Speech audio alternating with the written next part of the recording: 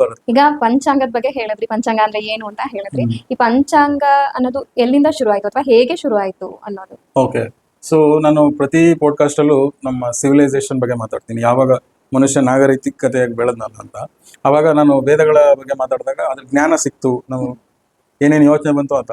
So ಇದು ಕೂಡ ಒಂದು ಅದ್ಭುತವಾದ ಜ್ಞಾನ, most logical and scientific method use ಮಾಡಿ ಪಡೆದಿರುವಂತ ಒಂದು ಜ್ಞಾನ. ಏನಂತ ಅಂದ್ರೆ, ಆಗಿನ ಕಾಲದಲ್ಲಿ ಜನ ನೈಟ್ ಅಲ್ಲಿ ಈ ಆಕಾಶವನ್ನ ಅಬ್ಸರ್ವ್ ಮಾಡೋದು, ಇಷ್ಟು ನಕ್ಷತ್ರಗಳಿದೆ, ಇದಿದೆ, ಇದೆಲ್ಲ ಅಬ್ಸರ್ವ್ ಮಾಡಿದಾಗ ಸೊ ಅವ್ರಿಗೆ ಏನ್ ಅಲ್ಲಿ ಕಾಣಿಸ್ತಲ್ಲ ಅದನ್ನ ರಿಲೇಟ್ ಆಗಿ ಇಟ್ಕೊಂಡು ಪಂಚಾಂಗವನ್ನ ಮಾಡಿದ್ರು. ಬೇಸಿಕಲಿ ಪಂಚಾಂಗ ಏನು, ಇದು ಒಂದು ಅಡ್ರೆಸ್ ಇದ್ದಂಗೆ. ಈಗ ನಮ್ಮ ಮನೆ ಎಲ್ಲಿದೆ ಅಂದ್ರೆ ಇಷ್ಟನೇ ಕ್ರಾಸ್ ಅಲ್ಲಿ ಇದೆ, ಈ ಮೇನ್ ರೋಡ್ ಅಲ್ಲಿ ಇದೆ, ಈ ಏರಿಯಾದಲ್ಲಿ ಇದೆ ಅಂತ.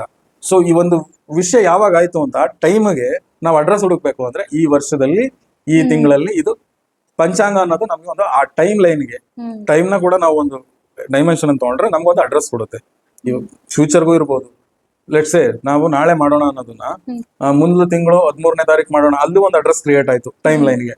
ಸೊ ಅದೇ 20 ವರ್ಷದಿಂದ ಆ ಇಸ್ವಿಲಿ, ಈಗ ನಾವ್ ಹೇಳ್ತೀವಿ 1947 ಆಗಸ್ಟ್ 15ರಲ್ಲಿ ನಮ್ಗೆ ಸ್ವಾತಂತ್ರ್ಯ ಸಿಕ್ತು, ಅದು ಒಂದು ನಮ್ಮ ಅಡ್ರೆಸ್ ಅದು. ಸೊ ಅದು ಆಮೇಲೆ ಅದು ಯಾವಾಗ ಅದು ರಿಪಿಟೇಷನ್ ಆಗುತ್ತೆ ಅದ ರಿಲೇಟೆಡ್ ಸೆಲೆಬ್ರೇಟ್ ಮಾಡ್ಕೊಂತೀವಿ.